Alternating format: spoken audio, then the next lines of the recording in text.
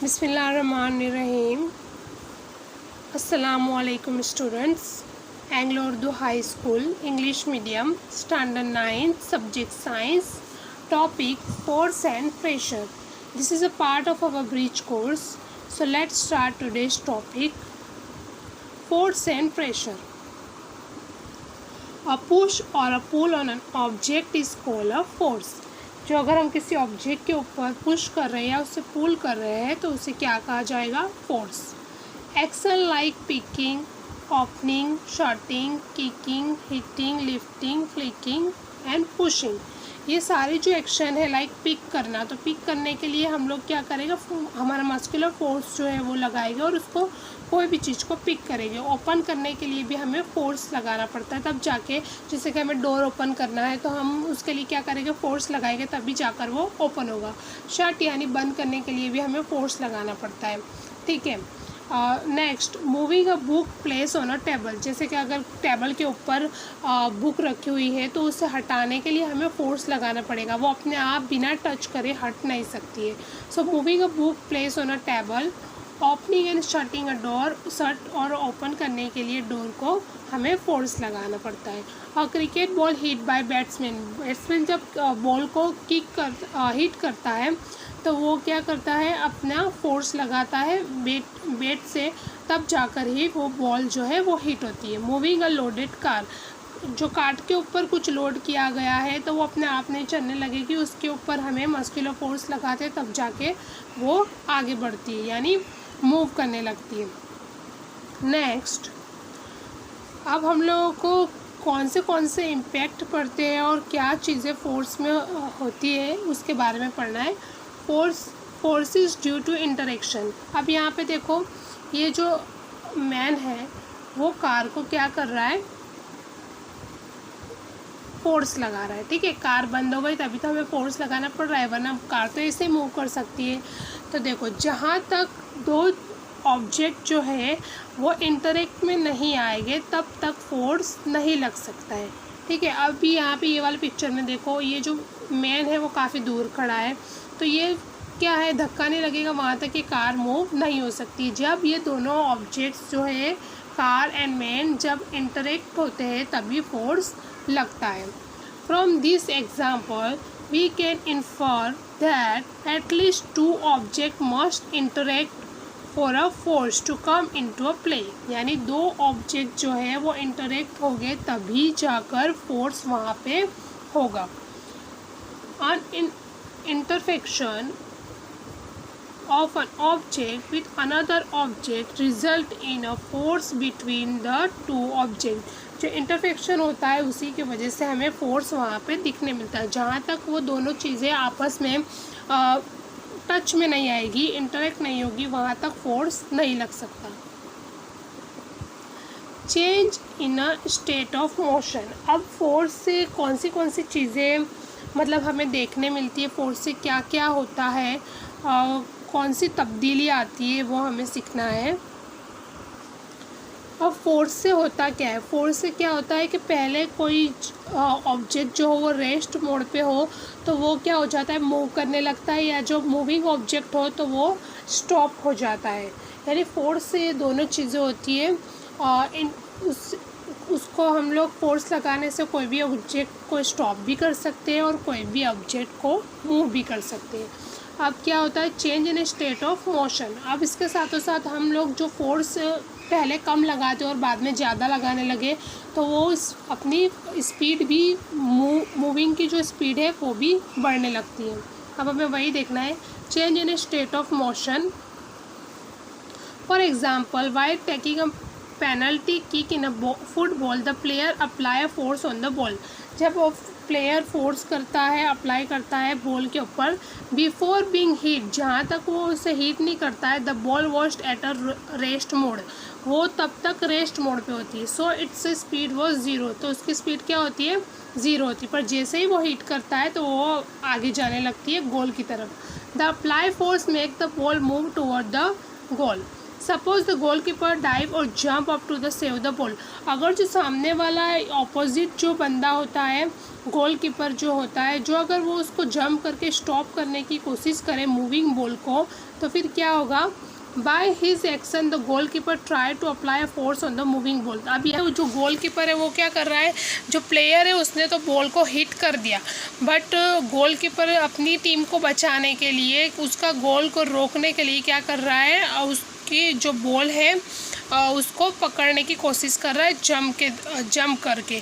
तो यहाँ पे क्या हो जाएगा, मूविंग बॉल जो है उसकी स्पीड कम हो जाएगी, लाइक हम उसे पकड़ लेंगे तो उसकी स्पीड क्या हो जाएगी, वापस 0 हो जाएगी, यानी मूविंग बॉल स्टॉप की पोजीशन पे आ जाएगी। The force apply by him can stop और डिफ्लेक्ट द बॉल। अब जो इसका फोर्स, ये गोलकीपर ने जो फोर्स लगाया उससे क्या हो जाएगा, बॉल स्टॉप हो जाएगा या फिर उसकी जो स्पीड है वो डिक्रीज हो जाएगी। Saving a goal being scored, the goalkeeper success in stop the ball, its speed decrease to 0। जो अगर वो स्टॉप करने में कामयाब हो जाता है तो उसकी बॉल की स्पीड क्या हो जाएगी, 0। नेक्स्ट, अब यहाँ पे देखो फोर्स से दूसरा क्या होता है। पहले तो क्या होता है, फोर्स लगाने से जस्ट मोशन में तब्दीली आती है, साथ में आप change in the shape of an object. हम अगर जो फोर्स लगाएंगे तो ऑब्जेक्ट का जो शेप है वो भी चेंज हो सकता है। अब कैसे, लाइक ये वाला देखो, आपको सिर्फ एग्जांपल देखना ही है, उसको पढ़ना नहीं। अब ये जो डो है, बराबर, तो डो के ऊपर हम लोग प्रेशर लगाएंगे तो उसका शेप भी चेंज होगा। साथ में अगर जो हम लोग चपाती बनाते तो चपाती के लिए हम थोड़ा सा डो लेके जो रखते हैं उसके ऊपर हम जो स्टिक से जैसे उसे रोलिंग पेन से करने लगते हैं तो वो अपना शेप चेंज करने लगती है। अब साइकिल जो है, साइकिल की जो स्प्रिंग शीट होती है उसके ऊपर बैठने से क्या होता है, उसका शेप जो है चेंज होने लगता है। ठीक है, अब यहाँ पे देखो रबर बैंड है, वो एक ऊपर क्या है, यहाँ पर रबर बैंड दी हुई है, दिख रहा है आपको। अब वो उसके अंदर हम लोग जो रबर बैंड जो है वो एक जो खील दिख रही है आपको, इसके अंदर लगाकर अगर उसको हम खींचेंगे नीचे की तरफ तो उसका क्या हो जाएगा, ये देखो यहाँ पे हुक के अंदर लगाई हुई है और उसे खींच रहा है, तो उससे क्या होगा, रबर बैंड का जो शेप है वो चेंज हो जाएगा। ठीक है, अब प्लास्टिक और मेटल स्केल हमें लेनी है। प्लास्टिक और मेटल स्केल अगर हम लेंगे और उसके अंदर putting a weight on the centre of the scale, अब स्केल के सेंटर में हम कोई वज़नदार चीज़ रख देंगे तो क्या हो जाएगा, जो स्केल है प्लास्टिक की या फिर मेटल की, तो उसका शेप चेंज होने लगता है। यानी फोर्स से दूसरी कौन सी चीज़ होती है, ऑब्जेक्ट का शेप चेंज होने लगता है। अब यहाँ पे देखो हम लोग सीखेंगे दो टाइप के फोर्सेस, कॉन्टैक्ट फोर्स। अब कॉन्टैक्ट फोर्स के दो पार्ट है, muscular force and friction. Muscular force क्या होता है, the force resulting due to the action of muscle in known as the muscular force. अब कोई फोर्स ऐसे होते हैं कि जिसमें हमें बहुत ज़्यादा मेहनत करनी पड़ती है, हमारी बॉडी से उसके ऊपर मतलब फोर्स लगाना पड़ता है, तो उससे क्या बोलेंगे, मस्कुलर फोर्स। जैसे कि पानी भरी हुई बाल्टी है तो बाल्टी को उठाने के लिए हमें क्या लगाना पड़ेगा, फोर्स लगाना पड़ेगा। अब वेल के अंदर से वाटर बाहर निकालने के लिए हमें फोर्स लगाना पड़ेगा। तो ये सब क्या है, मस्कुलर फोर्स के एग्जाम्पल है। अब फ्रिक्शन क्या है, अगर आपने कोई बॉल को ऐसे ही छोड़ दिया तो ऊपर से छोड़ा और नीचे तक अगर बॉल जो मूव कर रही है तो बॉल एक जगह आकर क्या हो जाएगी, स्टॉप हो जाएगी। वो स्टॉप क्यों हो जाएगी, बिकॉज ग्राउंड जो है, मतलब जिस ऑब्जेक्ट जो है वो जिसके ऊपर मूव कर रहा है, यानी ग्राउंड जो है हमारा, तो वो जो ग्राउंड के ऊपर मूव करने की वजह से ग्राउंड खुद भी क्या करता है, फोर्स लगाता है। जो अगर ग्राउंड का फोर्स आपने फेंकी हुई जो गेंद है उसके फोर्स से कम होगा तो बॉल मूव करती जाएगी, बट जो अगर ग्राउंड का फोर्स जो है वो ज़्यादा होगा, यानी तो वो बॉल जो है वो मूविंग, उसका स्पीड जो है वो धीमी हो जाएगी, स्पीड डिक्रीज हो जाएगी और फिर वो एक जगह आकर रुक जाएगी। तो फ्रिक्शन क्या है, the force responsible for changing the state of motion of object is the force of friction. यानी अगर वो किसी, हमने जैसे को ग्राउंड के ऊपर हमने बॉल फेंकी है, हमने यहाँ किक किया है बॉल को, तो कुछ दूरी पर जाकर वो स्टॉप हो जाती है। क्यों स्टॉप हो जाती है, बिकॉज वो responsible changing the state of motion of object is the force of friction. वो किसका फोर्स है, फ्रिक्शन का फोर्स है, यानी ग्राउंड खुद भी जो है वो अपना फोर्स लगाता है। Direction is always opposite of the direction of motion, यानी फ्रिक्शन का डायरेक्शन जो है वो हमेशा ऑपोजिट होता है। हमने जो गेंद को जिस डायरेक्शन में फेंका है उससे ऑपोजिट डायरेक्शन में उसका फोर्स होता है, तभी वो स्टॉप कर पाती है, यानी फ्रिक्शन का डायरेक्शन जो है वो ऑपोजिट डायरेक्शन है। अब नॉन कॉन्टैक्ट में कौन से फोर्सेस है, मैग्नेटिक फोर्स, ठीक है। अब मैग्नेटिक फोर्स में क्या होता है, जैसे कि हमारे पास मैग्नेट है तो वो नॉन कांटेक्ट रहेगा। तो कैसे रहेगा कि हमें मैग्नेट को किसी के साथ कांटेक्ट करने की ज़रूरत नहीं पड़ती है, मैग्नेट खुद ही आयरन की जो चीज़ें बनी हुई होती है उसको क्या करता है, अट्रैक्ट करता है। तो ये वाले फोर्स को क्या बोलेंगे हम, मैग्नेटिक फोर्स, ठीक है।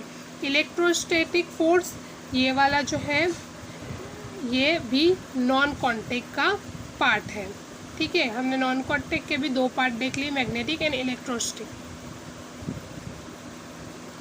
अब इसका पूरे का कंक्लूजन क्या लिख लेगा, फोर्स कुड बी पुश और पुल, फोर्स जो है वो पुश और पुल है। A force arises due to the interaction between two object, जब टू ऑब्जेक्ट इंटरेक्शन में आते हैं तभी फोर्स हमें दिखाई देता है। Force has magnitude as well as direction, ठीक है। A change in the speed of an object or a direction of its motion or both imply a change in its state of motion, ये भी हमने देख लिया। Force acting on an object may cause a change in its state of motion or change in its shape।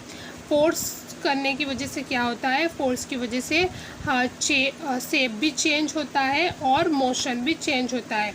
जो अगर हम जैसे कि हमने कोई मेटल की ऊपर स्केल रखी हुई है और हम नीचे से उसके ऊपर बॉल को फेंकते हैं, उसकी तरफ हिट करते हैं, तो वो क्या हो जाएगा, उस स्केल पे लगने के बाद उसकी मोशन जो है वो भी चेंज हो जाएगा, यानी वो अलग मोशन में मूव करने लगेगी या फिर उसकी स्पीड भी चेंज हो सकती है। A force can act on an object with और without being in a contact with it. अब ये जो क्या है कि फोर्स जो है वो ऑब्जेक्ट के कांटेक्ट में आए बिना भी दिख सकता है। जैसे कि हमने मैग्नेटिक फोर्स के अंदर देखा कि दोनों ऑब्जेक्ट को इंटरेक्ट होने की ज़रूरत नहीं पड़ती, कांटेक्ट में आने की ज़रूरत नहीं पड़ती। वो आयरन और मैग्नेट जो है वो दोनों दूर दूर हो फिर भी कांटेक्ट में आए बिना उनके ऊपर फोर्स लगता है, और मैग्नेट जो है वो सारी आयरन की चीज़ों को अपनी तरफ अट्रैक्ट करता है। तो यहाँ पे हमारा जो है फोर्स एंड प्रेशर का फर्स्ट पार्ट जो फोर्स के बारे में जानना था वो यहाँ पे फिनिश होता है। Thank you for watching. अल्लाह हाफिज़।